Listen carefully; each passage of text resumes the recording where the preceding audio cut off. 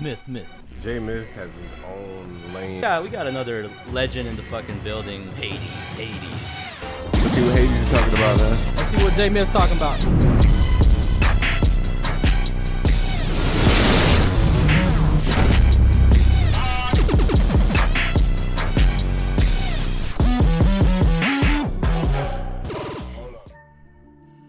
Yes, sir, we are back. Logic Pro Global, where anything less for beats is illogical. I'm your host, Hades from Rome's World, broadcasting live from Miami Beach, Florida.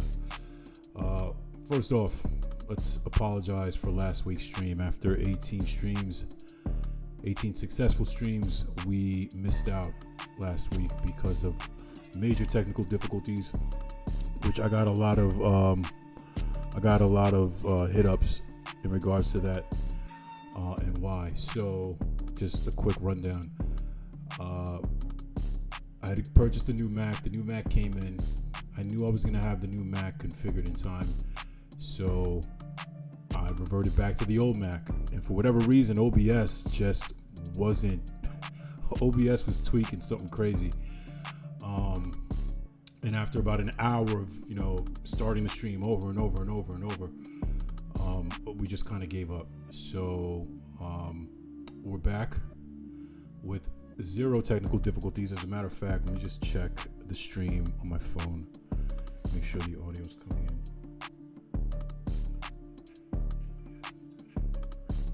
Okay. All right, so we're definitely live. Audio's good. So yeah, we weren't getting anything last week. So now we have a full stream, and I want to thank Ecamm Live for that. This is not sponsored, by the way, but the software is just so elegant that I had to mention it. So Ecamm Live is a similar platform to OBS. The only difference is it's not free. I'm on a trial version, but it's a similar platform to OBS for streamers, but it's specific for Mac users. So you can't use it on a Windows computer, and because it's specific to Mac users, it's just user friendly. It's extremely user friendly, extremely elegant, where you have all of your, sources and your mixer and all this stuff all bunched into one window. Ecamm Live has all of the docks separated, so it's not one big screen, one big application. It's multiple docks where you can spread them out wherever you want on multiple screens if you want to. And it's super user friendly. The setup for me, it took about 16 hours only because I had to redo everything over. I couldn't import everything from OBS into Ecamm. I had to do create the backgrounds, the overlays and everything like that. Luckily I had everything saved in a folder. But super sleek, super clean, user-friendly. I would recommend Ecamm Live to anybody who streams and has a Mac. The only downside is that, you have to pay after your trial. I think it's $16 a month for the standard, $30 a month for the Pro. The Pro has the virtual camera, so if you use Zoom like I do, and you want the image to bounce into Zoom and then back out to your viewers, the Pro would be the best way to go. Which is the way I'm going to be going after the stream. But we are live via Ecamm Live. You can see the logo at the top right, tainting my beautiful LPG background. But yeah, we're live. So a lot of y'all been asking what's good with the new computer. New computer is in. We're actually running the stream live with it right now, which I'm very impressed with, because on the old Mac, I was lucky to keep the CPU in check without Logic running and anything like that. And that's going to be one of the major tests, right? Is to run the stream, have a bunch of attendees, and then do a cookup from my end with Logic running with all of the third-party plugins that utilize an excessive amount of CPU. But yeah, the Mac is here. So I did a video. I did an unboxing video, but for whatever reason, I deleted it off my phone. So y'all will probably never ever see that. But this is the old Mac, right? This is the 2018 joint. I think I got it fully loaded with 500 gigs of SSD. And then this is the 2022 MacBook Pro fully loaded. When I say fully loaded, I mean this shit could power a fucking aircraft. It could power a small city if it needed to. I got everything in this Mac except the full storage of 4 terabytes. They wanted something ridiculous, like an extra, I think it was like an extra $2,000 for 4 terabytes. So I said, you know what, I'll just take a terabyte and then go external, get some SSDs to kind of support the storage that I need. But yeah, we're live on the new Mac and I'm excited to get the cookups going, but Logic is not ready yet. I still have to import my templates. I still have to install all my plugins. So that's an endeavor in itself, but it should be ready to go by next week. And you know, we could start testing the waters with that. But that's pretty much been my week. It's really been dealing with the Mac and the issues from last week. Bye-bye OBS at this point. OBS, I regret putting in all the time. I'm talking a good 3 months straight, nonstop, no sleep, trying to figure out OBS, how to figure out how to make it work with third-party plugins, audio monitoring, this, that, and the third. And while a part of me regrets wasting the time with OBS, I'm actually glad I did, because I got to understand the dynamics behind doing live streams and overlays and sources and scenes and all that other good stuff. So if I had to do it again, I probably would, but the moment I found out about Ecamm, I probably would have switched. Shout out to DJ TK who put me on to Ecamm Live, and I think JMYTH as well. If it wasn't for them, I'd probably still be tinkering with OBS. But anyway, OBS is dead. Ecamm Live is in the building. Let's see how things go. So without further ado, let's jump into our weekly crypto update. For those of you, that wanting to take your beat sale money and invest it into something, watch it grow. I knew I missed one of the scenes, background music. I gotta bring this down a little bit. 25. There we go. All right.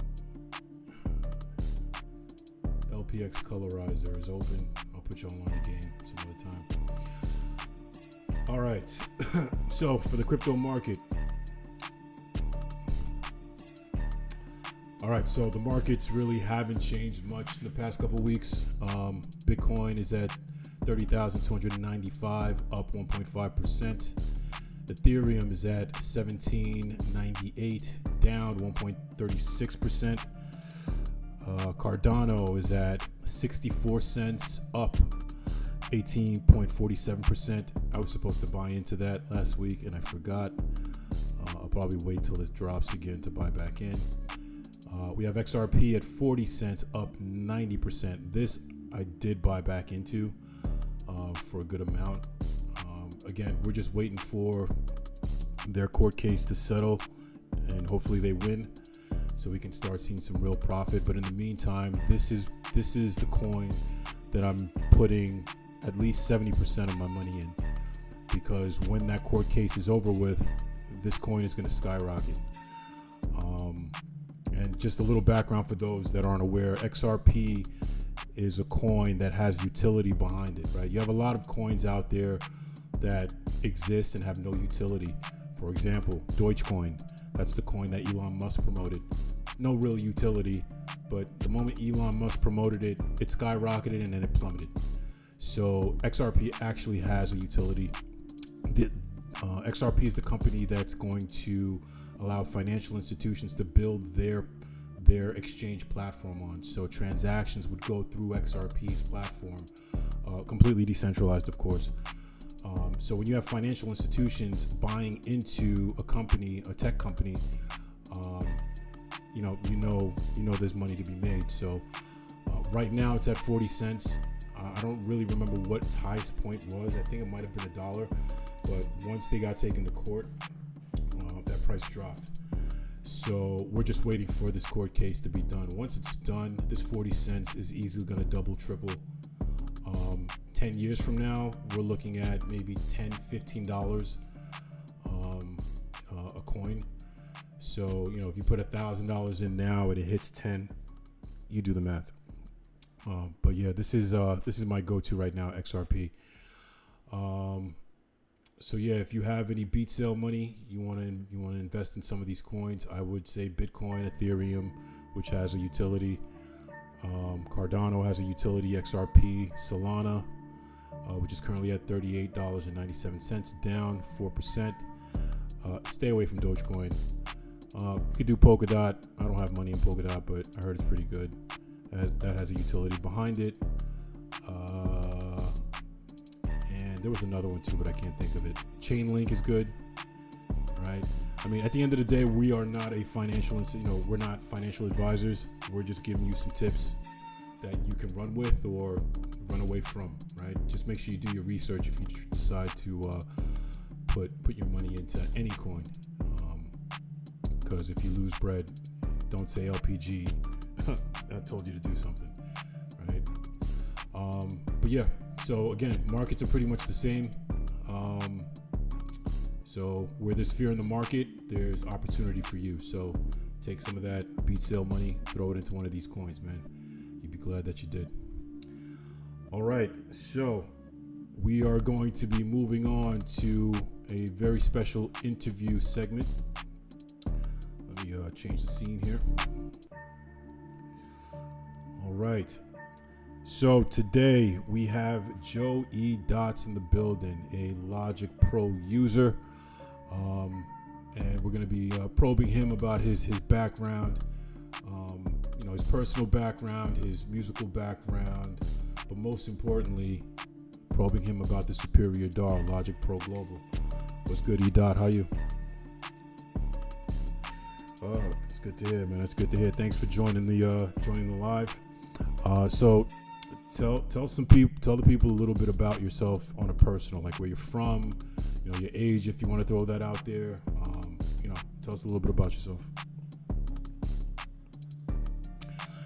That's entirely up to you. A lot of people don't want to tell their age, but if you want to tell your age, you're welcome to do that. Your location, things like that.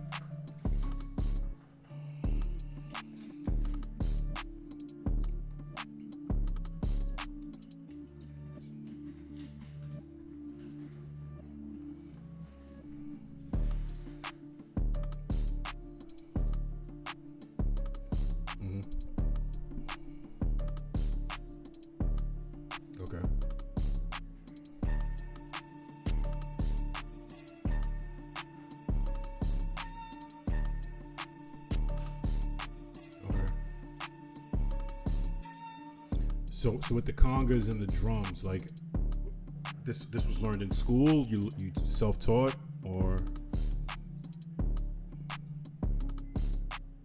Mm-hmm. Mm-hmm. And what genre, like when you're practicing the congas and you're playing the drums, what genre do you like to practice in?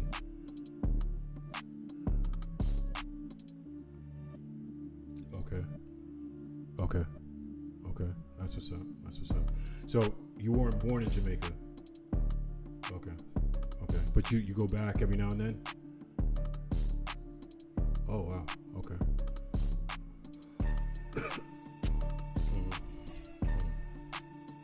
Someone tried stealing you? Oh, damn. That's crazy. Well, thank goodness they didn't, man, because you're here with us right now. You know what I mean? All right, so really your background is heavy into percussion, drums, things like that, right? Okay, all right, that's what's up. So what made you jump into the keys?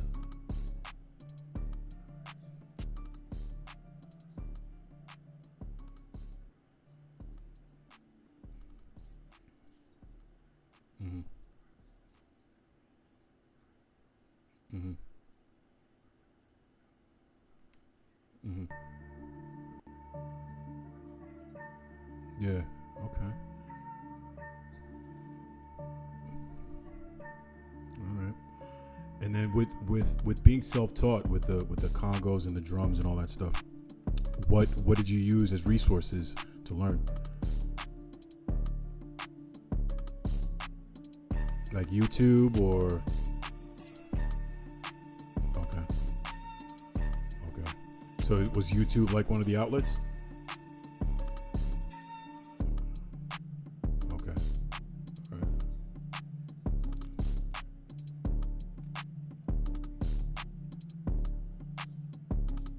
Mm-hmm. Mm-hmm.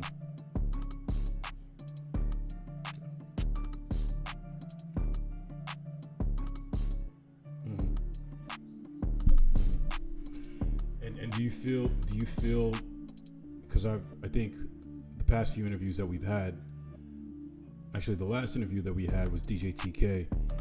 He's goated in the online community and outside. His background was also church as well. So tell me a little bit about your inspiration being taken from the church and how how it got applied to your music today.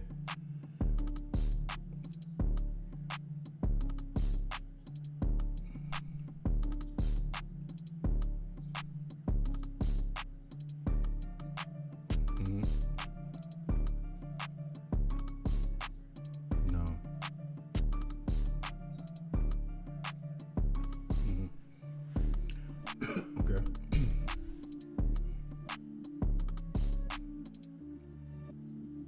Okay. Mm-hmm. Mm. Okay. Very nice. Anybody in the family play any instruments?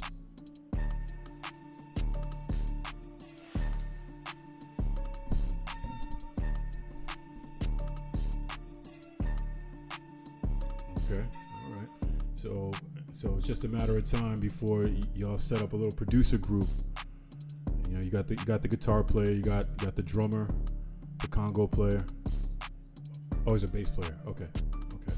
Do they use Logic as well, or?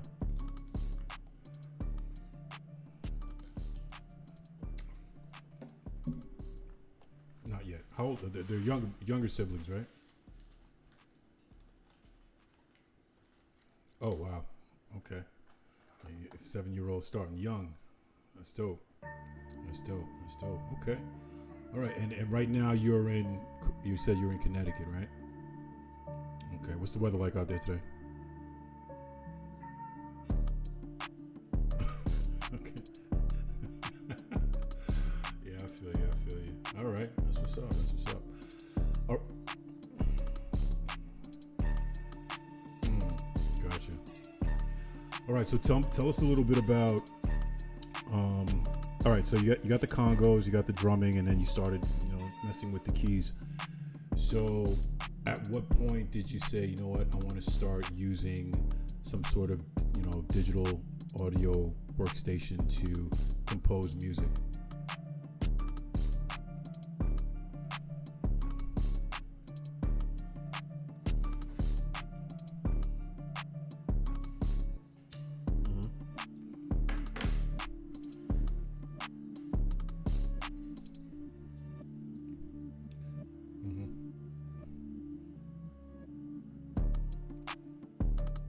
And he was doing that in FL or in Logic? In FL. Okay. Did he say why he made the switch?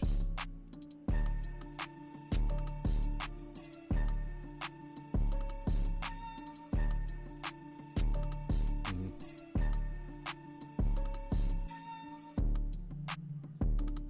Yeah.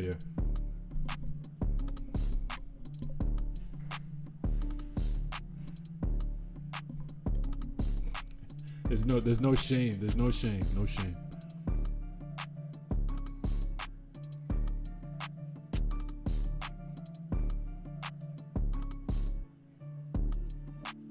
Okay. Gotcha. So, which brings up a good. You need to ask him and then get back to me. Let me know what he says as far as what made him make the switch. But when you started, your first computer, I assume, was a Mac, right? Yeah.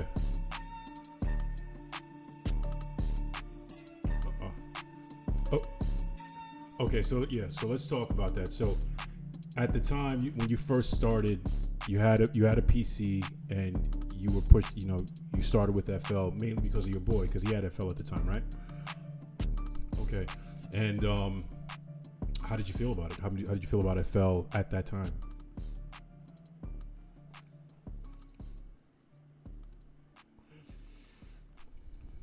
Okay.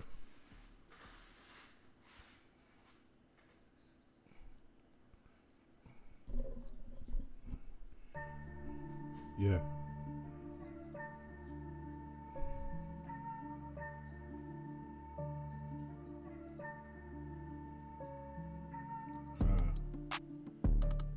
Okay.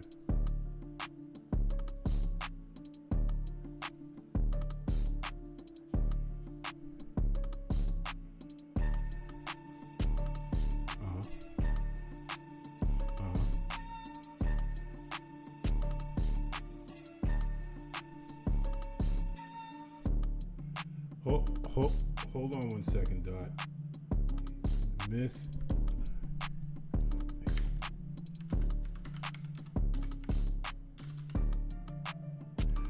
They're saying that you're muted. Hold on a second.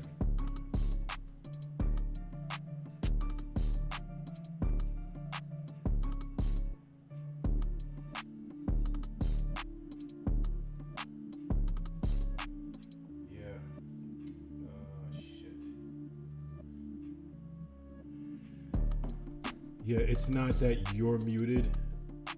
It's the audio from Zoom isn't passing through the stream.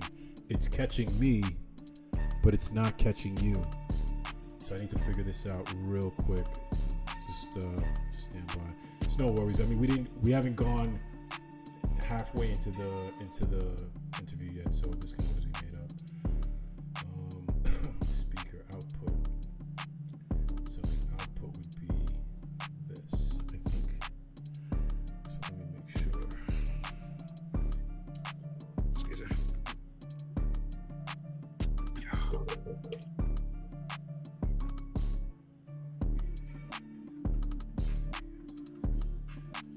All right, do me a favor, say something.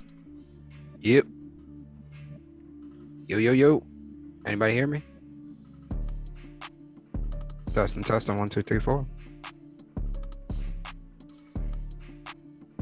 It kind of sounded like I went through for a little bit.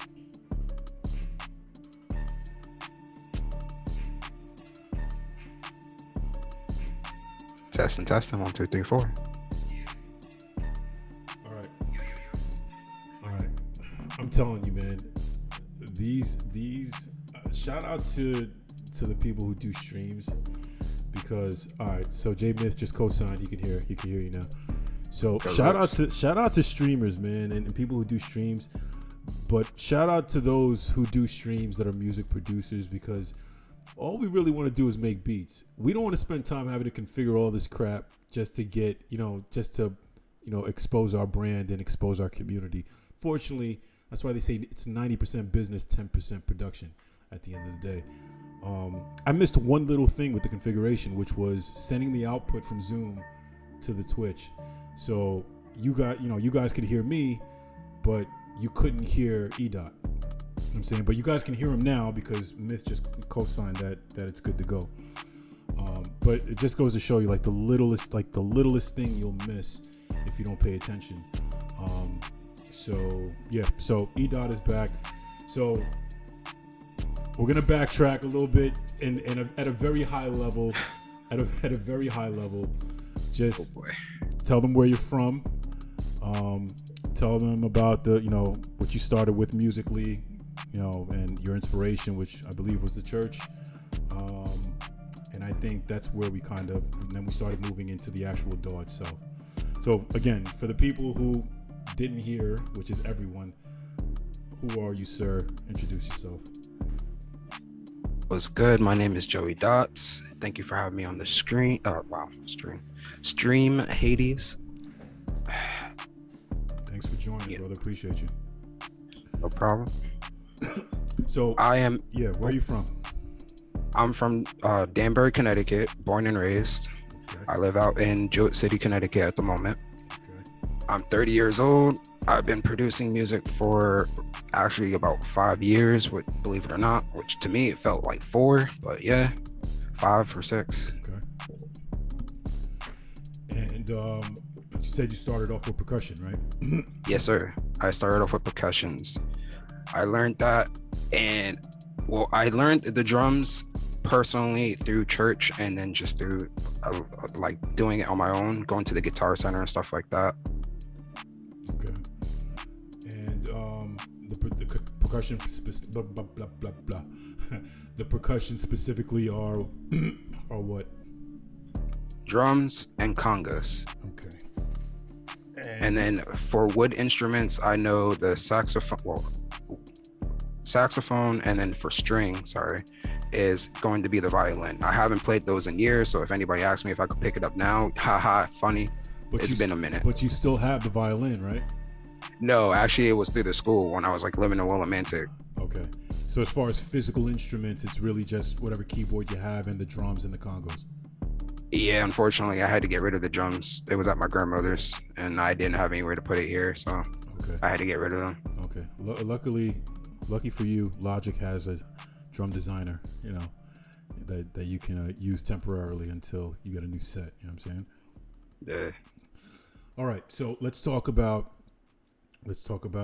software. So your first computer was a Windows computer. And I think you mentioned that your boy was using FL at the time. So FL was the first DAW you started with. And how did you feel about FL at the time? I thought it was interesting and cool, especially when it loaded up at the time that I saw it. Mm-hmm. And you had never seen a DAW before FL? Nope. Okay. I got put onto FL back in 1990. I want to say 1998. And FL was nothing like what it is now, right? When I got introduced to it, I'm trying to think of the game that it looked like. There's this like family game. It's like this little device, and it has these square cubes on it. It's like a little machine, has these square cubes on it with different colors. I forgot the name of this freaking thing, but you have to, like, when the light comes on, you have to press that button. Every time the light comes on, Bop It. It might be Bop It. Every time the light comes on, you have to hit it, and the more you do it right, the faster it goes until you mess up, and then you have to start over. Or something like that. When FL loaded, that's exactly what it looked like. And me being a hardware individual, like, I'm from the Akai MPC 3000 days, you know, Technique turntables, things like that. To me, I was like, this is the future of production. Like, how do I even lay down a vocal? How do I do this? So the same day that I opened it was the last time I looked at it, and never thought about FL again. And the thing was called Fruity Loops. How seriously can you take a software that's called Fruity Loops? No, I'm not even gonna cap. Like, when I first heard it, I looked at my boy. I was like, Fruity Loops? Like, what? Yeah. Like, what? What is that? Like, whatever. And at the time, I was using Cubase, I believe, either Cubase or Reason, to lay down tracks and vocals and things like that. So that was the last I heard of FL up until, you know, recently when I got back into music production. So I can definitely appreciate, you know, seeing FL for the first time and wondering what the hell is this. But you get FL and you start cooking up on it, and, you know, how was the production process, the composition process? Nowhere like it is for me now, because I no cap, I actually had no idea. I just jumped into it, no music theory, no knowledge. I was just like, all right, pressing buttons, click, drag. Oh, it made a beat. Mm-hmm. Okay. And how long did you use FL before switching to Logic? Probably less than a handful of times, because I never really was fucking with FL like that. So it was a short period of time between the time that you had FL on your Windows computer and the conversion to a Mac computer and using GarageBand or Logic, right? Yeah, I kind of was more on GarageBand, because at the time, like, I want to say it was 2015 or something like that. Mm-hmm. I don't really, no, not 2015. 2009, I want to say, around there. I got my hands on a white MacBook and I was using it, and I went out and bought the whole brand new, even though it was old, GarageBand for that OS at the time. And I just was learning GarageBand off of that. Okay. He said the white MacBook. Yeah, the whole white solid unibody. My boy right now has it. I remember. I mean, that predates the 2012 MacBook, which I believe was the first gen after the white one. I believe. I could be wrong though. But yeah, I remember the white one. The white one was brolic. It was a big piece. It was a big piece of machinery. You know yeah, it was. Yeah. Okay. So you get the Mac, you get GarageBand, and what was it like for you transitioning from a Windows-based computer with FL to a Mac with GarageBand? Boy, let me tell you, when I opened that sucker and looked at it, I didn't even think about FL. My whole perspective was like, all right, this is a little bit more like Pro Tools, I guess. And at that time, I didn't know anything about Pro Tools. I just heard about it. It's funny you meant because of the model of the Mac. I'm assuming that GarageBand or Logic at the time, the interface wasn't what it is now, right? It wasn't the grayish interface. It was like the white, like the bright whitish. Yeah, it had that Pro Tools look to it because it was so bright and white, and you really couldn't make changes to that color. I mean, you kind of stuck with that. All right, so you got GarageBand, and how much time before you went from GarageBand to the full Logic?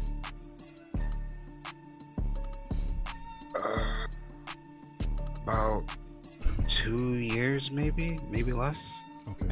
And I know I was using the GarageBand though every day after work because I didn't have anything else to do. I just sat at home at the house, no internet, no Wi-Fi at the time, so I just said fuck it, use what I got. Yeah, absolutely. I tried installing that old version of Logic on an old MacBook Air that I had. I was able to install it, but I don't know what happened, man. When I looked at the screen and I looked at it load, my eyes just could not adjust to the brightness, and it just looked so awkward. I mean, it was Logic, you know what I'm saying? I definitely hear you. I'm pretty sure if I were to use it, it would do almost everything that the current Logic does, minus the step sequencer, quick sampler, and all that other stuff. But it was just too much of an eyesore for me. I couldn't look at the screen or force myself to cook up on it, so I let it go. And it was only because I needed, a second computer to cook up on, so I didn't have to sit in front of the studio to cook up. But yeah, I kind of scrapped that idea down the road. So now you're on Logic, and you're cooking up in Logic. Other than the fact that GarageBand is kind of a dumbed down light version. GarageBand is a light version of Logic. Did you see a drastic difference in your workflow and in composing between GarageBand and Logic because you had all those additional features? I saw a very big difference because after using it with my boy and then using it on my own, I was like, oh, because he was a little bit more advanced because he knew more than I did. So his GarageBand / because I want to if I remember correctly, he had, when he did the whole switch, he had his setup like it was GarageBand, so I keep on calling it GarageBand, but his setup was so far advanced compared to what I was used to. And then actually sitting down on my own computer and then realizing that this is a whole different ball game is when I started buckling down. It's like, all right, I gotta know this, I gotta know that. And every day, like every chance I got, I was hitting up my boy like, yo, what's this? What's that? Yeah, I mean, you were fortunate to have someone that you can actually, shadow, and if you were that type of individual, like you said, you were, be extremely inquisitive and ask 1,000,001 questions when you saw something that, you were curious about. You know what I'm saying? So you were very fortunate in that respect, because not a lot of people have that. I know I didn't. I was one of those people. My R&D time, I'm between when I first got back into making music back in 2018, 19 to now, I would say my R&D and my research time, we're talking tens of thousands of hours of video tutorials and documentation. Like, I literally have the Logic Pro 10 instrument guide, user guide, and another guide on my phone and my tablet that I read pretty much every night to kind of understand not the functionality that I use on a day-to-day to cook up beats, but the functionality that I don't, that could improve my composition. You know what I'm saying? So yeah, it's one of those things. If you have someone that uses it and they're willing to let you shadow them and take notes and stuff, by all means, you should definitely take advantage of that. It'll definitely save time, but you should always use other resources as well and continue to learn, because I can tell you from my experience, I'm probably using 60 to 70% of the DAW's functionality right now, mainly because the other 30% I haven't fully explored yet, and most of the functionality doesn't necessarily apply to my genre or the genre of music that I make. However, I do want to explore the other 30% because, like, for example, the latest update came with Dolby Atmos, spatial audio.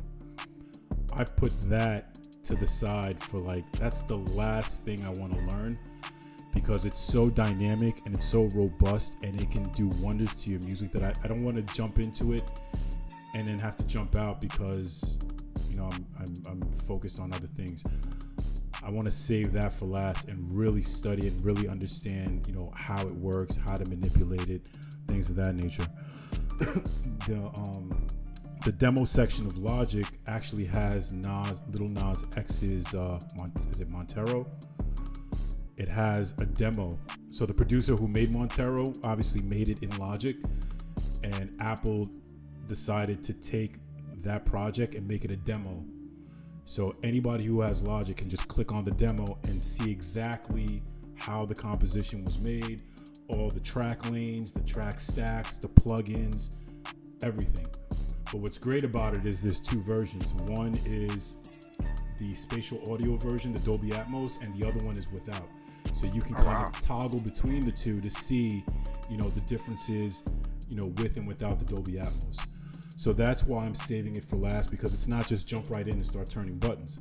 I want to study the two projects and identify the differences, see how they used and manipulated the Dolby Atmos, and then start applying it to my production. And on top of that, I have to place an order for either the Apple headphones or Apple EarPods, because now they're Dolby Atmos compatible, and you have to have one of the two in order to use Dolby Atmos. The only downside with Dolby Atmos is that I don't think all streaming platforms support it yet, but they will soon. I mean, big movie companies have Dolby Atmos in their movies, you know what I'm saying? So it's just a matter of time before these other platforms start adopting the Dolby Atmos spatial audio. But yeah, I would say 30% of the software I still need to learn, and I'm excited to learn. But it's a never-ending process. You know what I'm saying? Like, you're never done learning Logic. You know what I'm saying? There's always something new, either something that you're already familiar with that you can manipulate further. You know what I'm saying? Incorporate plugins with other plugins. There's just so much to learn. So it's never a done deal when it comes to learning the software. So yeah. Okay, so you got Logic. You're cooking up in Logic. Do you remember what version of Logic you were on at the time, or what year it was when you finally upgraded? From the GarageBand? No, actually, I don't. I don't know what Quick. what. You didn't have Quick Sampler yet, though. No, I don't have the quick sampler still, because right now the current version of Logic that I'm on is 10.4.8, I believe. So you don't even have the step sequencer. Nope. You still have ESX24. Yep. Okay, I gotta tell you, especially Myth is the poster boy for ESX24. From a functionality standpoint, it's a great plugin. That and Ultra Beat. Yeah. From a user interface perspective and looking at it, to me, it was an eyesore. That plugin, as well as the synth plugins, were all eyesores. But from a utility standpoint, there was so much power in these plugins, it was insane. You know what I'm saying? The synth plugins in Logic, the stock synth plugins, while they don't look, they're not easy on the eyes. Yeah. They have so much power in them if you know how to use them. You know what I'm saying? When I was getting into producing my first year back in the end of 08, I'm at 2018 to 2019 around there. If you look at my demographic, a couple of those beats that are actually out there on Spotify and stuff, those were used mainly with nothing but the bare bones of Logic. I didn't have any real VSTs, except for maybe at the time the sausage fattener for the kick and stuff like that. Other than that, I had no real VSTs. Yeah, sausage fattener, I believe it was a free plugin at the time, no? I think it was. No, I think it was like $20 or $40 or something like that, I believe. Yeah, sausage fattener was the go-to at the time. I know I had a copy. No, my brother had gotten a copy, and I had gotten BX something. I forgot BX. It was similar to sausage fattener. It was just free. I didn't want to spend money on anything. But what makes Logic to us in the LPG community the superior DAW? It's not just its elegance. I mean, when you open it, you open up FL on one screen, you open up Logic on another screen. Which DAW are you going to be drawn to more visually, right? Logic just has an elegant presence to it. It's just a clean, streamlined look. It's great for musicians. Yeah, it's fantastic for musicians.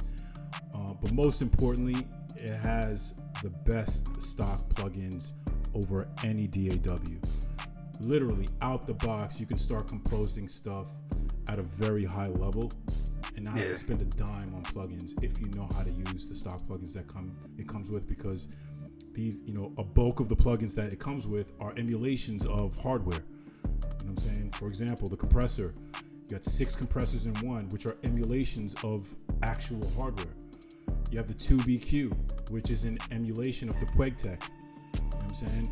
So there are plenty of stock plugins in Logic that you can use to compose high-level, high-quality compositions.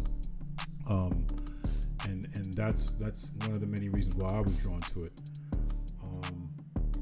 But yeah, so you got Logic. You're still on ESX24, but that's okay. If it was up to Myth would have ESX24 reinstalled on his latest version of Logic. Unfortunately, that'll never happen. But I think he has it on one of his other computers, so he still gets to get nostalgic and go back and cook up on the SX24. But he's definitely happy with its replacement, which is the quick sampler and sampler. So what's keeping you from? Yeah, shout out to J Myth, man. He's in the chat tapping in. He couldn't join today. He had some things to do, but he's in the live right now, chiming in. If it wasn't for him, we wouldn't have known that your audio wasn't coming through. So shout out to Myth. So what's keeping you from upgrading updating the software? Is it the hardware won't take it? Yeah, this Mac that I actually have right now, I actually got it from the pawn shop. Okay. And I wish I had actually looked into it a little bit further before buying it. Mm-hmm. But then again, after buying it, I found out there was a custom built anyway. Mm-hmm. But whoever had it before me, they got it so custom that the RAM is soldered to the motherboard. Oh, so there's like no point in even trying to upgrade it physically. How much, what's the SSD on it? I'm not sure. Let's see. I know there's about 4 gigs or 2 gigs, 4 gigs of RAM by default, but Okay. And when you're using Logic, how's the CPU? It kind of stabilizes, it's good, or when you start using some CPU intensive plugins, it starts to heat up? before, and this is about up till about last year, latest, I want to say, every time I use no more than 4 alchemies, this thing would crash heavily. Yeah, Alchemy, although it is a stock plugin, it is CPU intensive, but not so much so as an Omnisphere, which is a third-party VST. But yeah, once you start loading up multiple alchemies, and you know the RAM isn't up to that 4 instance capacity, you're gonna start getting some pushback for sure. I'd sell you my 2018, but my brother, I actually got to ship it to my brother in New York. He's gonna be putting some money down on it. But yeah, I mean, if it works for you as is, just rock with it until you can upgrade. You're not missing much other than the quick sampler. The quick sampler would save my life, I ain't gonna lie. Yeah, the quick sampler and the step sequencer and Dolby Atmos. You know what I'm saying? I kind of have something like Adobe Atmos. I had it for a while, I just never really used it. It was a Sennheiser. I don't know if you ever heard of that company. It's a headphone company, really great. But they have a plugin where it kind of gives you that 3D atmosphere, so you can change the parameters of the audio. It sounds familiar. The brand sounds familiar. It's a great brand. I stand up by it for the headphones. I've yet to actually test the actual VST. I did use it, but I didn't produce with it yet. Okay. Yeah, whatever works at the end of the day, man. Whatever works. So let's segue into Alchemy, because you did bring that up. Just for the record, I am the poster boy for Alchemy. I was one of those cats a few years back that wanted to get Omnisphere. Not because of how it sounded or whatever, because everybody else had Omnisphere, and everybody's saying that you gotta have Omnisphere if you want to make dope beats. And I spent the $500, me and my brother, and we installed it. Did I use it? Barely. You know what I'm saying? Like, it was cool. If I used it, I would use it after watching like a Palace cook-up, because Palace was using Omnisphere heavy at the time. So I'd watch some of his cook-ups, be motivated. I'm like, I bet I'm gonna open up Omni and get the cooking. But that slowly faded once I started leaning into Alchemy, because I've been kind of pushing myself to use only stock plugins. Like right now I have 2 templates. I have a master template, which is fully loaded. Think about everything that's CPU intensive, that's necessary, and that can improve your composition. It's in that master template. And then I have another template, which is stock plugins. The only thing that's not stock is a third-party plugin called Oscillarizer, and that's just to monitor the waveforms for each sound. But other than that, I'm fully stock. So with Alchemy, that's my Omnisphere. So much so that I run my drums through Alchemy, believe it or not. Right? And my drums be yamming. So, you mentioned Alchemy. Tell me a little bit about how you use Alchemy and your perspective on it, and how you feel about it as a VST, a stock VST in Logic. Before I remember that you can use it as a quick sampler, basically, I used to use the default sounds and kind of tweak them a little bit.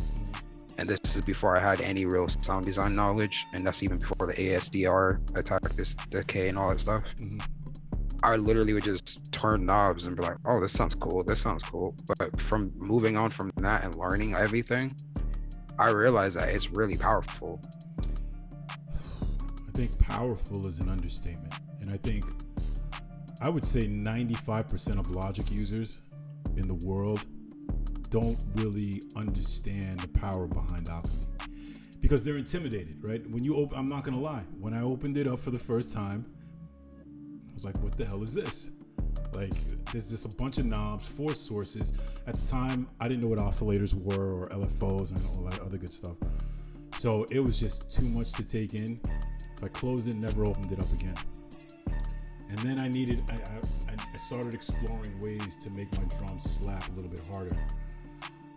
But most importantly, a way for me to be able to toggle through my drums, through my drum kits, maybe layer drums, throw effects, whatever, all in one VST. Then I went back into Alchemy. I started putting all my drums in different sources. I'd use the ADSR to kind of, control the punch of the kick, the attack, the decay, or the sustained release, and all that good stuff. Then you have the effects section. And in the effects section, you got your reverbs, you got your bass enhancers, you got distortion.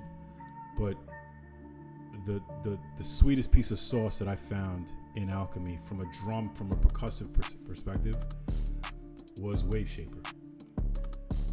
Wave Shaper allowed me to create custom 808s without using third-party plugins like Sublabs or anything to that effect. I can literally make an 808 with Alchemy and everything that it comes with, and throwing Wave Shaper on top of that. That's what's up. So with Alchemy, you literally have an 808 maker. You know what I'm saying? So that's one of the things we're going to be including in our drum kit when we launch it. Is not just the wave file for the 808, but we're going to give you the channel strip with Alchemy loaded in it, with the preset, the default preset for a standard 808 sound, and all you have to do is go down to the Wave Shaper and throw your whatever flavor you want to add to that 808. So if you want to give it a little bit more grit, turn on the Wave Shaper, create that wave, and get that sound, and keep playing with it until you get the sound that you want. You know what I'm saying? Oh, that's dope. But that's the power of Alchemy, and that's just the drums. We haven't even gotten into the sounds that it generates. Remember, you have 4 sources, so you can take 4 different sounds and put them all in one. You can throw effects on them. You can ARP them. You can do so much. Like, there's not enough time in the world to explore the different things you can do with it. So I've kept it bare bone, strictly to what I compose. My drill, my trap, my reggaeton, or R&B, or whatever the case is. And when time allows, then I'll start exploring more things, because it's just too much to cover. Just to figure out how to get the 808s to slide in a drill track, it took a minute, but I had figured it out. And YouTube doesn't cover that. I mean, I'd give you $20 if you can go on YouTube right now and find a tutorial that discusses how to do slides with Alchemy, or how to create your own 808s. There's a lot of tutorials that are missing on YouTube, not because the functionality is not in Logic, it's because people aren't aware that the functionality is there, and they end up seeing these ads for third-party plugins that do exactly what Alchemy can do, if not better, and in one plugin that's not as CPU intensive as a Sublabs or anything like that. So in the end, I guess the point we're trying to make is that Alchemy is super, super fire. I want to say Alchemy is probably better than Omnisphere. I could be shooting myself in the foot, but from an all-around perspective, to where you can do anything with it, take a sample, throw it in there, and manipulate it.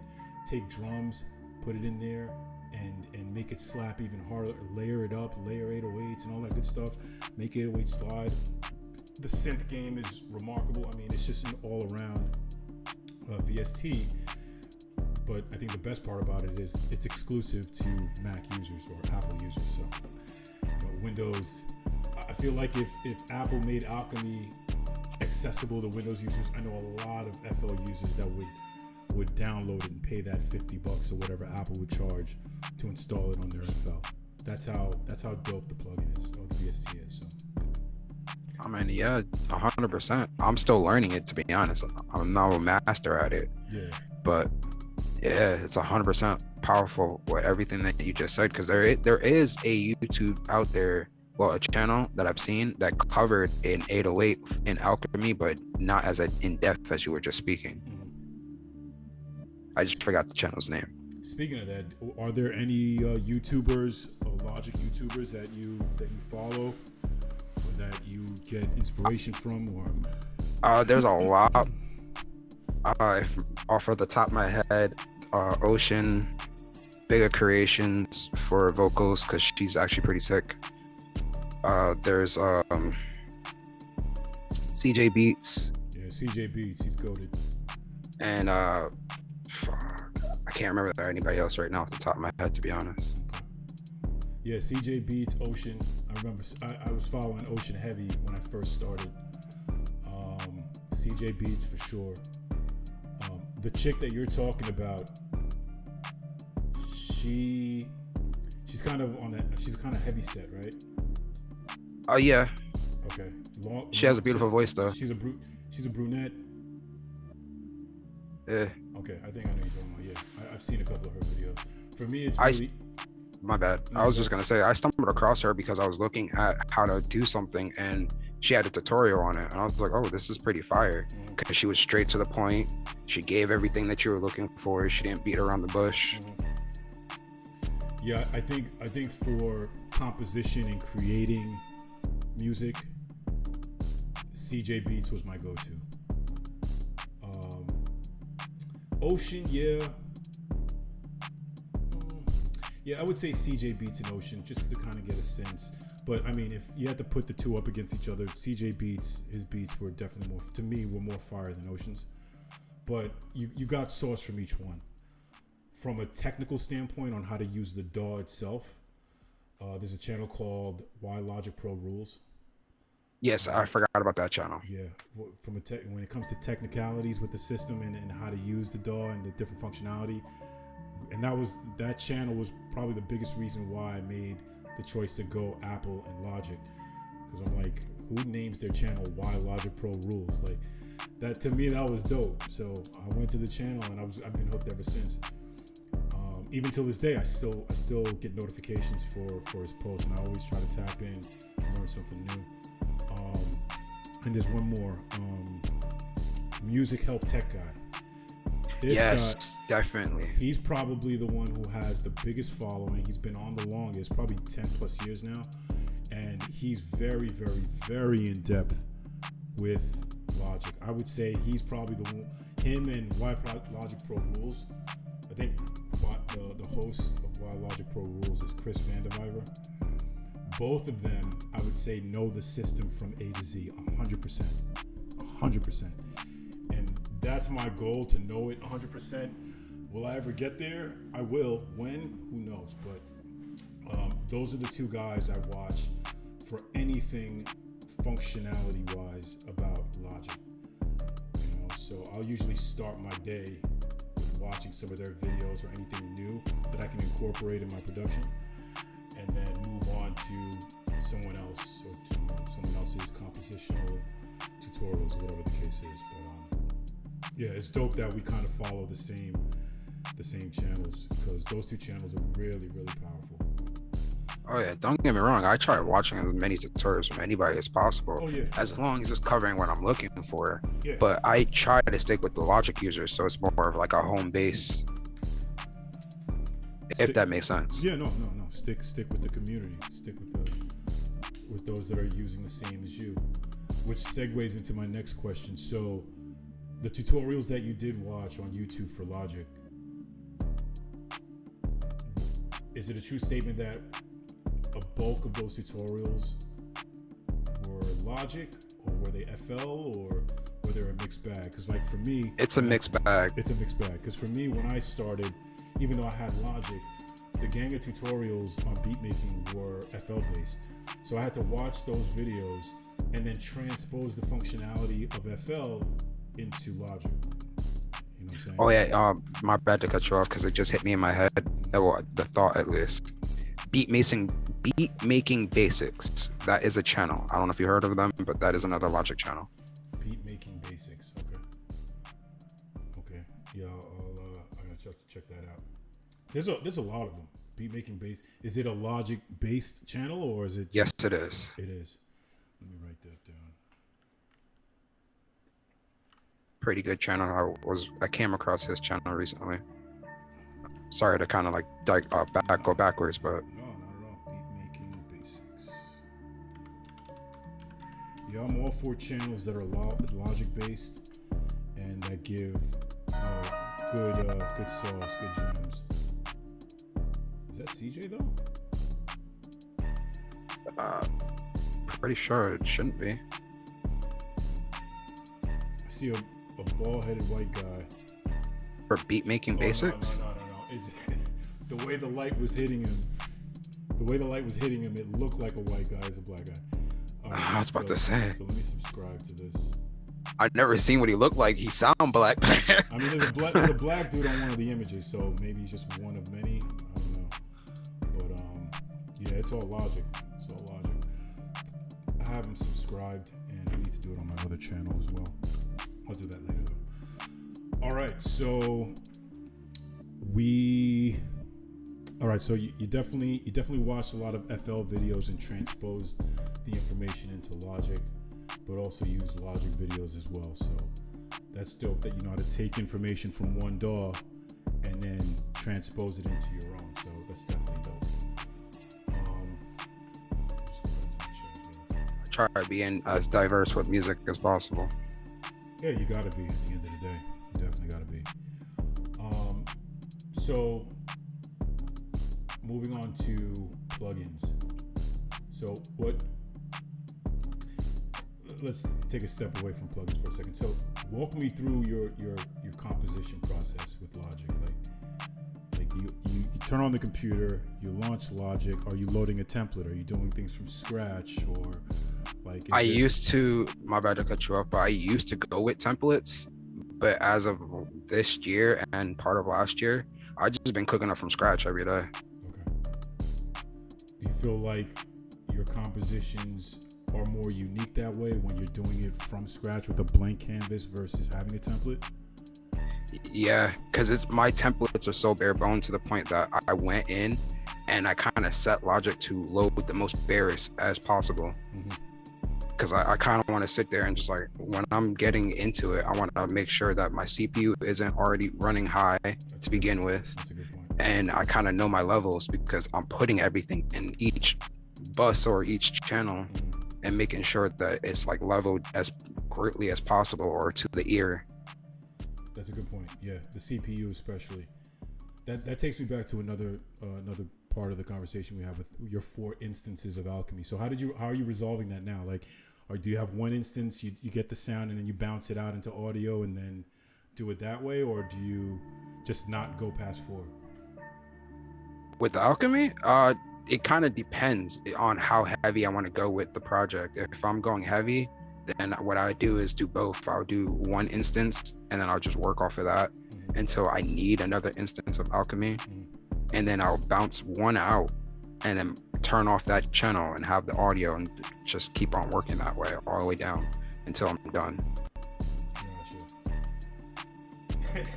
Gotcha. J-Myth said Hades bought the template flex. Listen, bro. I didn't even see that. Myth, it's been a long time coming. I've been patiently waiting for this computer. So far, so good as far as the stream is concerned. No glitches, no hiccups, no nothing. The real test for this computer is when I launch Logic. Once I launch Logic, that's when I'll know if this thing is worth every penny.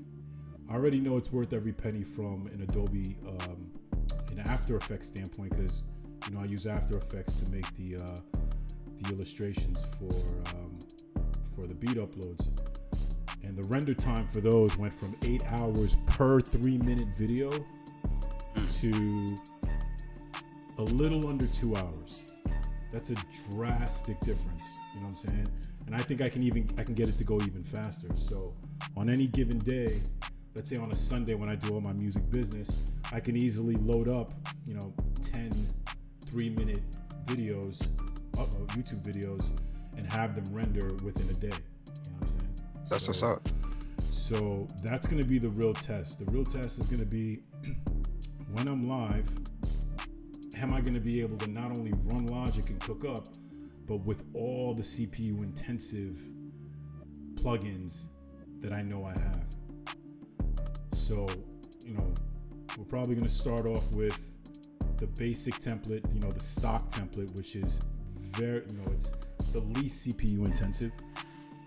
And then if we can pass that phase, then we go to the grand, the super template, which is going to make a lot of FL dudes shut down shop and come over to Logic, because I'm gonna flex something disgusting.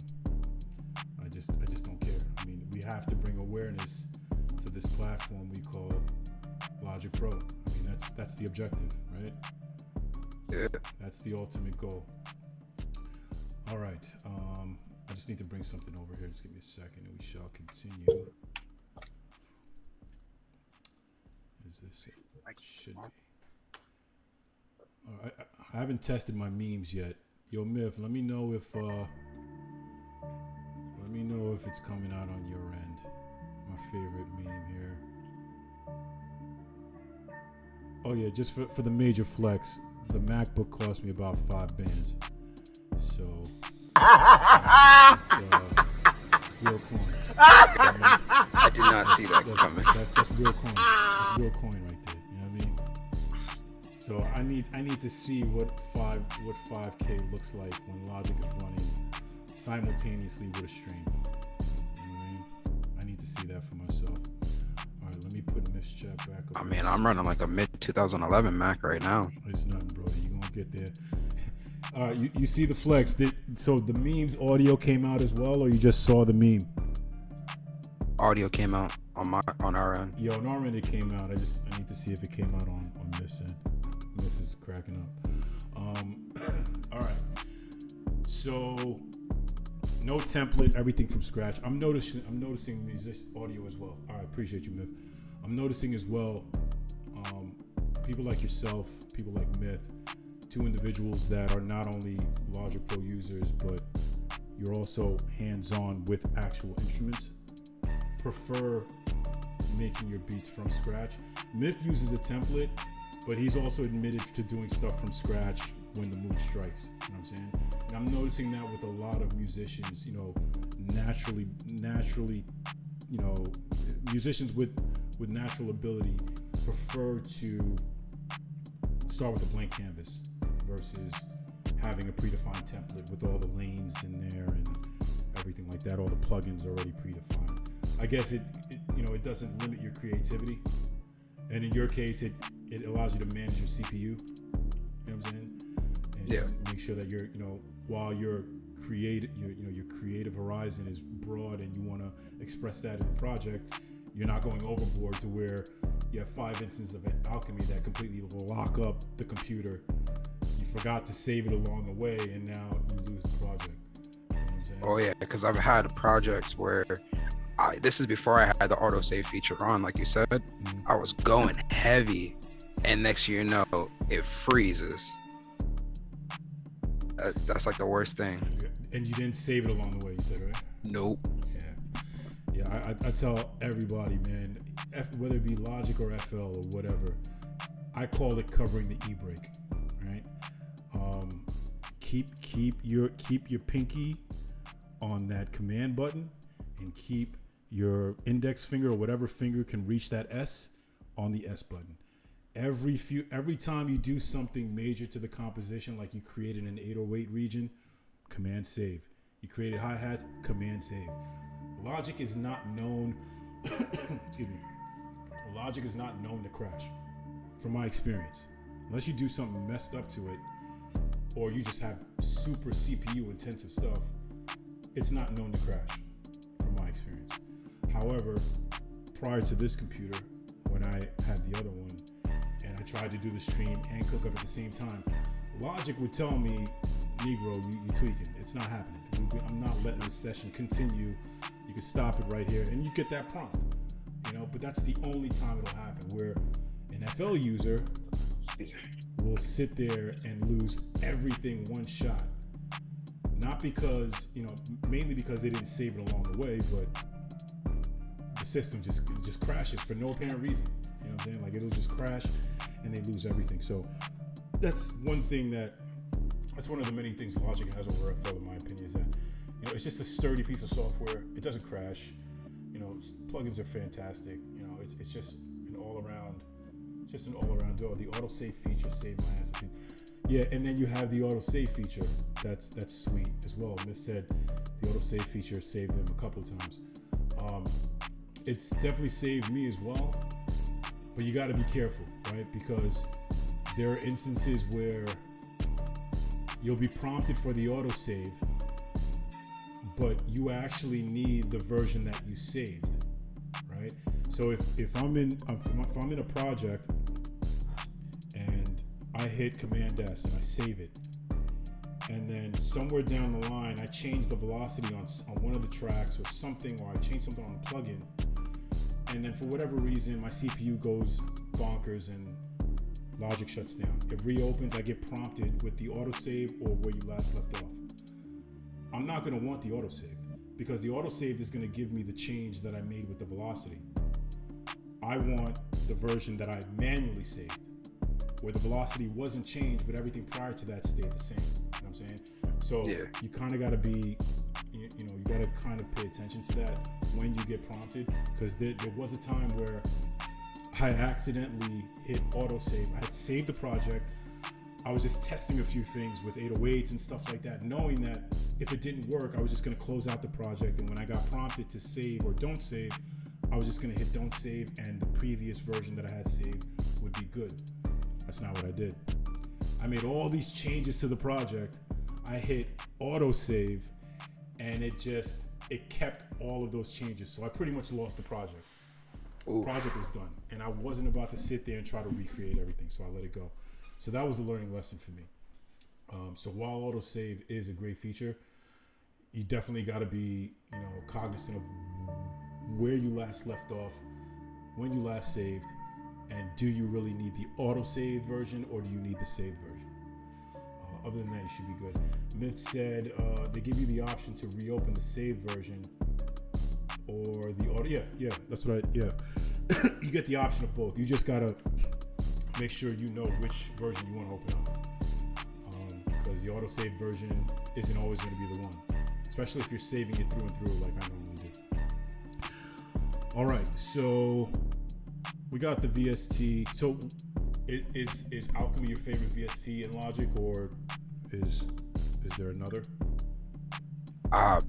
No, I actually don't really know if I have a favorite VST, but my go-to one as of really like the past year and change has been the EX24. Okay. Yeah, I mean, like I said, it's a dope. I mean, it's quick sampler. It's pretty much quick sampler. It's a dope plugin. Don't get me wrong. I just can't look at it. I can't. It's my eyes start to bleed with the green and brown, the green, black, and brown and whatever. Like, I can't do it. But J-Myth swears by it. You know what I mean? I mean, it's pretty fire, especially when you start learning it. Oh yeah, for sure.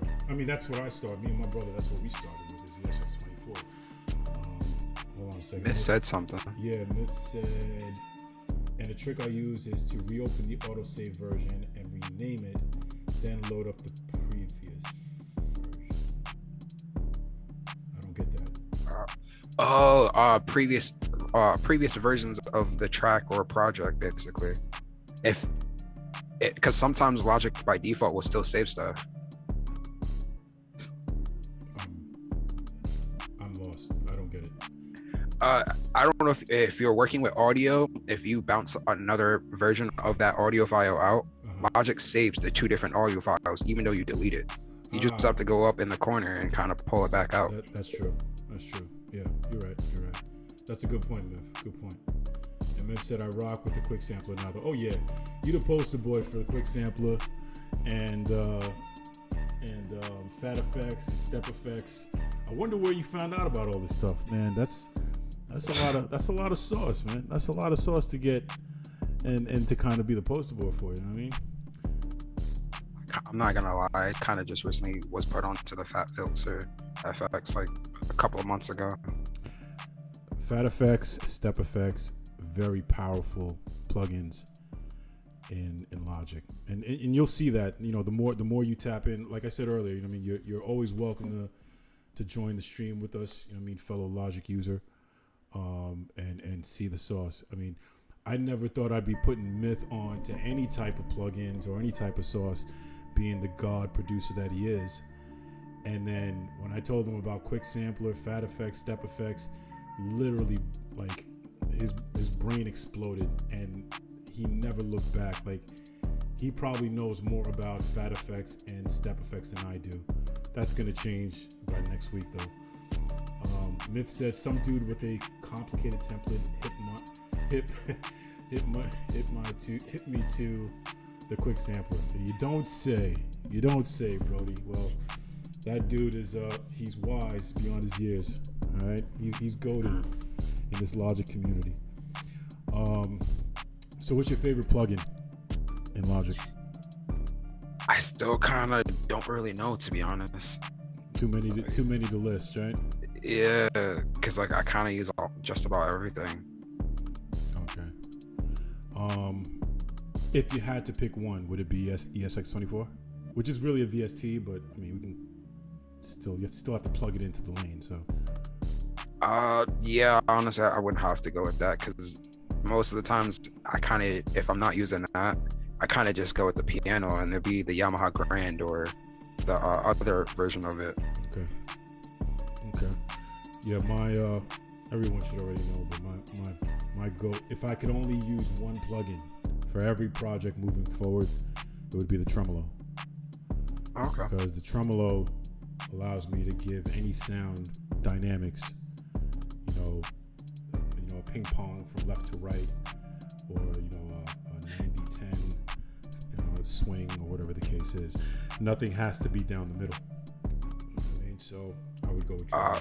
If you want to go on that route with the VSTs, I honestly use like overdrive or distortion, Okay. heavily, or compression. Overdrive is a good one.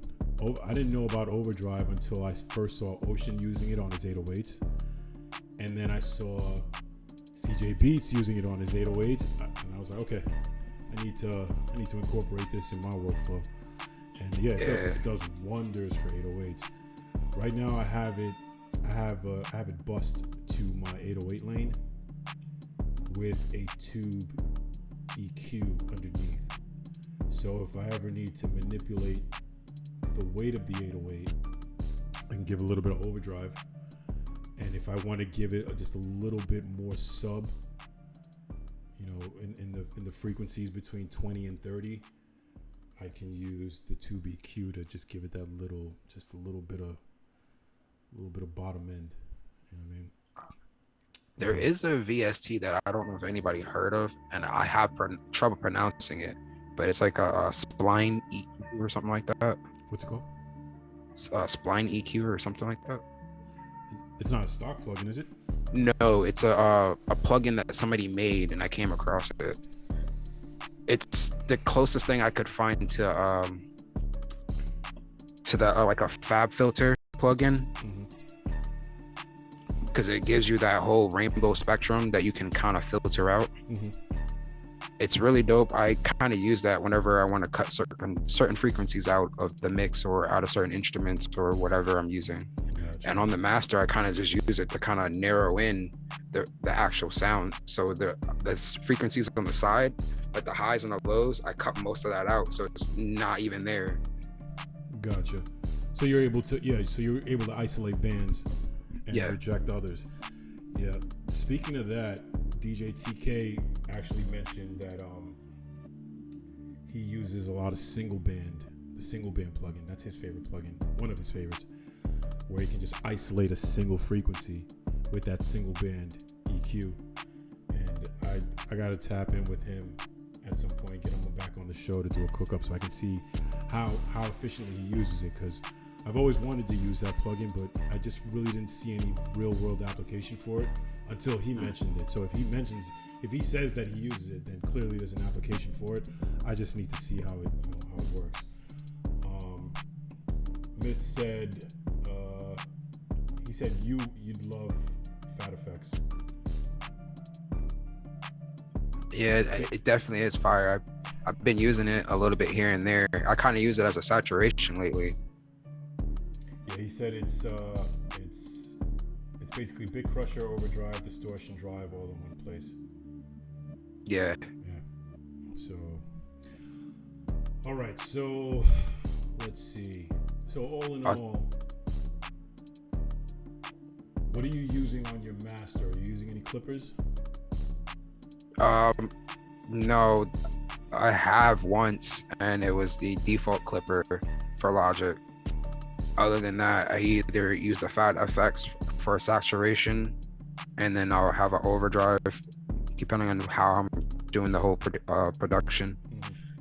And then from there, I would use the Spline EQ to kind of cut out what I want. Then I'll layer like a compression, default compression. Sometimes I don't even use it. Sometimes I just throw isotopes on there. Situational. What happened? It's situational, right? Yeah, it's always based off of like whatever I'm doing. Really, I kind of don't have like a go-to. Whatever is happening with the mix is how I gotta go with that flow. Gotcha. And what about third-party plugins? What third-party plugins do you use?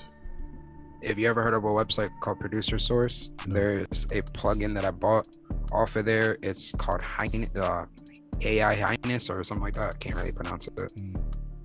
What does it do? It's pretty much a low introduction level, kind of like Alchemy, but it has preloaded sounds. I want to say 110 presets in total. You have your 808s, you have your leads, you have your keys, you have a couple of synths and so on and so forth, different sounds like that. And it does have drums in there as well, so you can kind of just use it as an all-in-one VST. That's dope. And it's really, really, really great. It's like $15 or less or something like that. You'd be surprised how many of the industry producers, even the successful online producers, don't really use expensive plugins or VSTs to make their beats. I know a lot of successful producers online and in the industry that still use Expand. Most of them use Expand, not just because they have, Expand has great sounds in it, but it's versatile. I have it. It's not CPU intensive. No. Right. A lot of these industry producers are of the mind that if it ain't broke, I ain't gonna go out and spend money to fix it. So they're rocking out with their 19. They're rocking out with their 2005 Dell Latitude computer with 2 gigs of RAM. CPU is next to nothing, and they're making these platinum beats with Expand. You know what I'm saying? So don't think that you have to go out and spend $500 on a VST. This is not for you. This is for the viewers. You have to spend $500 on a VST just to make a banger. You know what I mean? You could do it with the stock plugins that your DAW comes with. You could do it with a free plugin that's available to you online. You could do it with Expand that at the time when I had it, I think they were giving it away for free at one point, and then the price was like $20, and then the price just skyrocketed for some reason. I guess it started getting real popular. I remember at one point it was like $150, almost $200 for it. But yeah, you don't need fancy VSTs. You just need to be creative as hell. You need to have a broad horizon. My bad to cut you off, but just so I understand, you're talking about the Air Expand, right? Air Technology or something like that is the name of the company. Yeah. All right. The white and green plugin. Yep. Yeah. Plenty of industry producers use that to make their hits. You know what I mean? So it's not about spending an exorbitant amount of money on expensive VSTs. I'm guilty of that. Omnisphere was the first and last VST I ever bought. I still have it, and I'd probably still use it every now and then, but 99.9% of the time I'm going to be using Alchemy. So you can't bring awareness to a Logic Pro community if you're using third-party plugins when you have a perfectly good VST in your DAW. You know what I'm saying? So no, that's true. So that's why I love using the default plugins, but sometimes I kind of just want to cook up quickly. That's a fact.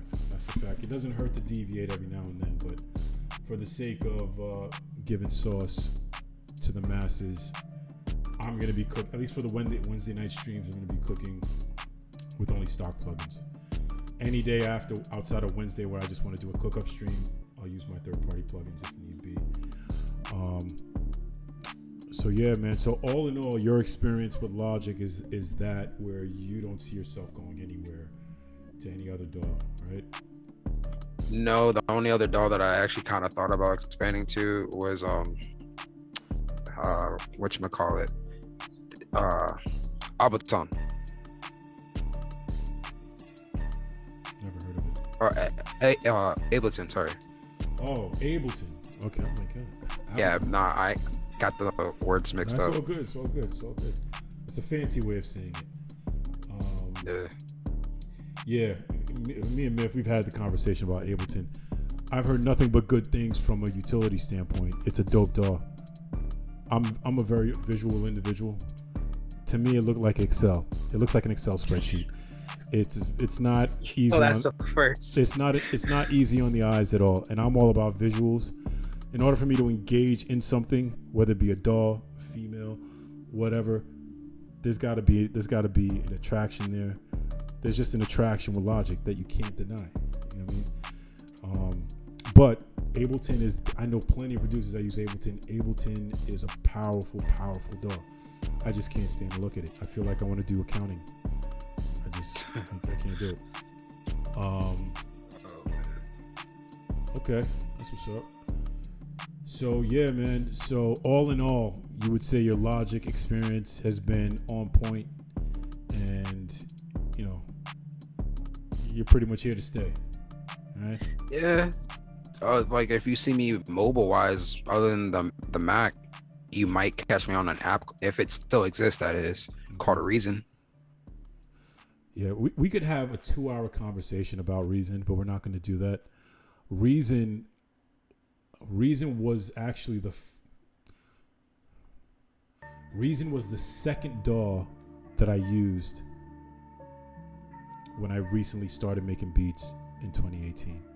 Soundation was the first, which was an online-based DAW. So you have to log into the site, make beats online. And me and my brother started using that just to kind of get familiar with the process of composition before spending $200 on Logic. Then I moved to Reason. I was in love with it. My brother wasn't. I just was in love with the way you could, route the cables and patch the cables to the different plugins and all that stuff. I thought that was fire. And the console was just slick. It was like being in a studio, standing in front of an actual trackboard. And I don't know, Logic came into the picture, and I never looked back. Plus, oh my bad. No, go ahead. I was gonna say I never really worked with the actual DAW except for when I went to the Guitar Center. I went there one year and they had Reason set up on the DJ side, and I was like, oh, so this is Reason. Yeah, Reason. Long story short, Reason got greedy and wasn't providing what they were known for in the industry. They weren't providing. Other DAWs like FL and things like that were giving you more bang for the buck. Reason wasn't, not just from an application standpoint, but financially. They started moving to a subscription base, charging you X amount of dollars for something where you weren't getting anything near the functionality you would get with another DAW. So that and a lot of other things, I just never went back to Reason, and I moved to Logic. But I can't see myself going to any other DAW. I mean, Logic is just an all-around DAW at the end of the day. Recording, production, even syncing movies to compositions, everything, you name it, for any genre, it's just all around superior. Myth said he almost went Reason as well. Was that before or after Logic? So yeah, it's just an all-around DAW, man. But yeah, man, we appreciate you tapping in, man, and the superior DAW for sure. I need to get a meme where I'm saying that. Yeah, we appreciate you tapping in today, man, and telling us your story, your personal story, your Logic story, and how you made it into Logic. I would say my last question is, and it's kind of probably hard to answer because you don't have the latest version yet. I'm sure you're going to get it soon. But for now, with the version you have, if there was one thing that if you were sitting in the offices of Apple in the Logic department, and they ask you, give us one thing in Logic that you feel that we can improve. One thing, what would that be? Backwards compatibility with every single version of Logic. And I mean like on every level. Backward compatibility. Something where what you have something in another project and you can't get it in the other project for whatever reason, but you want to transpose it into that project. And I mean like the full aspect of whatever. It could be whatever, like from a plugin that you either have on your computer or something like that, and another person has it, and you want to like just transpose everything. Myth said that'd be fire. I think that would be fire as well. Myth, I think that's the problem you're having when you load up a project that you made in the Mac, in the other Mac. When you load that project into the new Mac, that's what happens, right? Because there's no ESX24 on the new Mac. So any drums or anything like that you did in ESX24, they don't necessarily load when you load it up in the new Mac, right? Just gonna wait for his response. That's actually kind of fire. So in essence, if you have this version of the Logic you have, which is what 1014, and you were to upgrade to the latest version, which is whatever it is now, you would get the step sequencer, you would get Dolby Atmos, you would get Quick Sampler, but you wouldn't lose ESX24. Yeah, that's what I'm saying. That's actually a great idea, but I'm trying to think. get what it is like on the like foundation level, but for those who like that old school feel or whatever, it's actually a handy idea. Yeah, Myth said that's exactly what's happening to him. So any project that he created with the ESX24 on his other Mac, if you were to load it in the new MacBook Pro, the project would load without ESX24 in it, which means that the drums that he had set for that would not play. He would have to load Quick Sampler and then put the drums back in that way. He says backwards and forward compatibility, regardless of your OS, would be insane. That would be insane, but let's put ourselves in Apple's shoes, all right? You are an Apple exec, and you pay people in China $8 to make $1,000 iPhone, all right? So the moment I make it backward and forward compatibility, hardware and software, there's no need for you to buy a new MacBook, right? Because your MacBook from a hardware perspective will always be compatible with any operating system upgrade. Remember, the operating system is tied to Logic. You can't just get the upgrade for Logic and not have the operating system be up to par. So now I'm giving you full forward and backward compatibility, which means if you have the old school white MacBook, you can have the latest version of Logic in it with the latest OS. There's no guarantee that it'll run properly, right? Because step sequencer alone is CPU intensive, but we'll still give you that forward and backward compatibility. Now what happens? Now my pockets are getting thinner. I mean, your pockets are already technically getting thinner because there's people out there who know how to take the computers and upgrade them physically anyway, to be honest. But that's limited to a 2012 Mac. So these new MacBooks, okay. I think the new one that I have, you can upgrade the internal memory, but I have to double check on that, the SSD. But that's it. You can't upgrade the memory, none of that stuff. And that's all soldered to the motherboard? That's all soldered to the motherboard. I could be wrong, I'll double check, but I know for a fact that the 2012 is probably the last MacBook that you could do that. I know this because for my brother's birthday, I took his 2012 and I upgraded the RAM, upgraded the internal hard drive, I put this sleeve on the back for his hard drive so it could be attached to the MacBook, a whole bunch of stuff, and it worked great. But these new MacBooks are all take it as it comes out of the box, mainly to make money at the end of the day, right? Because once the operating system and the updates can't keep up with the hardware, you're forced to get a new MacBook. That's one of the many reasons why I got a new MacBook, is because I do everything from video to audio, and I didn't want to have to deal with an upgrade that wouldn't be supported by my hardware. I knew at some point this 2018 would not take any more OS updates, and would not take any more Logic updates. So at least with this new Mac, I'm looking at least 10 years before the computer says I can't update the operating system because the hardware is just not compatible.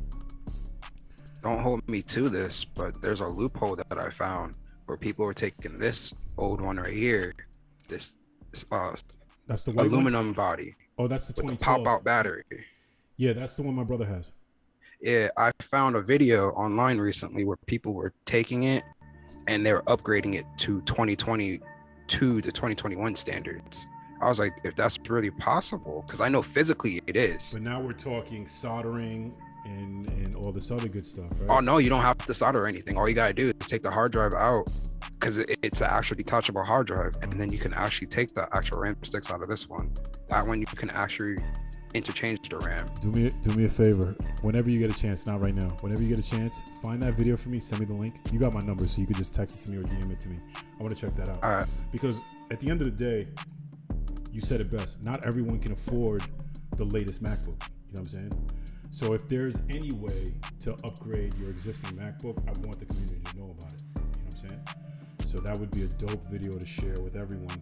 Of course, I'd like to try it first. I'm gonna have my brother send me his MacBook, and I'm gonna send him back the 2018, and I'll use that as the guinea pig. So before I tell other people in the community, yo, go buy this, go try this, etc., I want to make sure it works on my end. You know what I'm saying? So yeah, whenever you get a chance, yeah, tab in with me and share that link so I could try it on my end, see if that works. That'd be dope. All right, that one that I showed you is like from 2010 or 2008, one of those. Okay, that's what's up. I got that for like 20 bucks, not 20 bucks, 80 bucks. Bought it off of somebody who didn't even know what they had. I'm sorry, I was looking at Myth. Myth said you also you good. Flex a little bit. Myth, this is what I do. When it comes to Logic, I got no problem flexing. None. I'd show you the MacBook itself if it wasn't attached to everything in the studio. But I got it in space gray. You know what I'm saying? So I gotta flex it. I mean, 4 or 5 bands, you gotta flex, bro. You gotta flex. We're not playing around here. You got to invest in your community. You got to invest in what you're passionate about in your music. Small price to pay. I'll make that back in crypto. It's nothing. You know what I mean? But yeah, man. E-Dot, this is, I mean, other than last week when the stream didn't go well, it's the first time I'm meeting you, and JMYTH speaks very highly of you. So, you know, you're pretty much Appreciate it, man. You're pretty much fam in my book. You know what I mean? You're always welcome to stop by as a, you know, not as a guest, but as a member of LPG. You know what I'm saying? We broadcast every Wednesday. Before we go, let the people know what you got going on, what they can look forward to. All right. Well, I got like some projects I'm trying to put together. It is involving crypto and NFTs. I have a creator coin on a app, on a D app called Diamond app. Mm-hmm. It pretty much is a coin to support the business, because I'm trying to get into Web3, and I've been learning it and I've been funding it as much as possible. But you know, opening up to the community for that help is greatly appreciated for whoever decides to look at it. Yeah. And then with the NFTs, the utility that I'm trying to create is, because like I came across an app where you can scan stuff and make it into a 3D item. It's called QLoan. I don't know if the price still is 20 bucks, but it was when I saw it last. Okay. So it's really dope. So you're heavy in the crypto space. A little bit. What coins are you invested in? I have pretty much everything. well, not pretty much everything. I have Ethereum, I have Bitcoin a little bit, I have the decentralized land, and then I have Stellar. Very nice, very nice. Your portfolio is fairly extensive, my guy. That's good stuff. So you could appreciate the weekly crypto updates that we do. Big time. Okay, that's what's up. That's good stuff, man. That's good to know. After the stream, I'm gonna chop it up a little bit with you in that regard. We got our CFO Drillbit. He's heavy into the crypto space as well. He usually does the segments, but when he's out, I do the segments for him. But yeah, we're a crypto community as well. Mainly putting emphasis on your beat sales and investing that money versus going out and buying a pair of sneakers with them or some jewels or whatever it is. Exactly. Take it and reinvest into your business. That's a fact. That's a fact. So we do that every week. But that's good to know, man, for sure. You got a BeatStars? I do. I just haven't updated in a while though. Okay. If you want to share your BeatStars name, if you want to share your Instagram is in their frame. But TikToks, any social media you want to promote right quick, go ahead and do that. The TikTok and the other IG will all follow this, along with the handles for everything else. It'll be Dots Entertainment, DOTZ ENT LLC. Bad. That's what's up. You couldn't find the handles with anything if you Google that. That's what's up. All right, man. So, like I said, man, we really appreciate you tapping in with us today, man. A lot of good information. You're just one of many Logic users. And like I said, you know, when you tap in, you know, whether you're in the stream with us or you're not, you know, you're getting gems from the ones that have been doing it for a minute. I mean, JMYTH, he's a different kind of human when it comes to production. You know what I'm saying? So you'll learn a lot from JMYTH. JMYTH will learn a lot from you.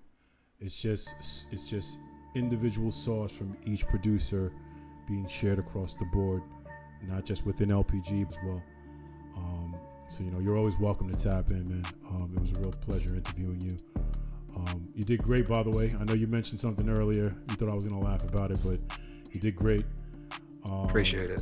Yeah, man. Hopefully we can have you on next week if your availability allows it. You know what I'm saying? Man, just let me know. For sure. Appreciate you. So on behalf of Joe E. Dots and myself, Hades, we want to thank y'all for tapping in. Don't forget to tap into our social media at Logic Pro Global on all platforms. Appreciate it, man. Shoot us an email at logicproglobal@gmail.com. We want to thank y'all for tuning in. God bless y'all. Y'all be good. See you next week. Myth.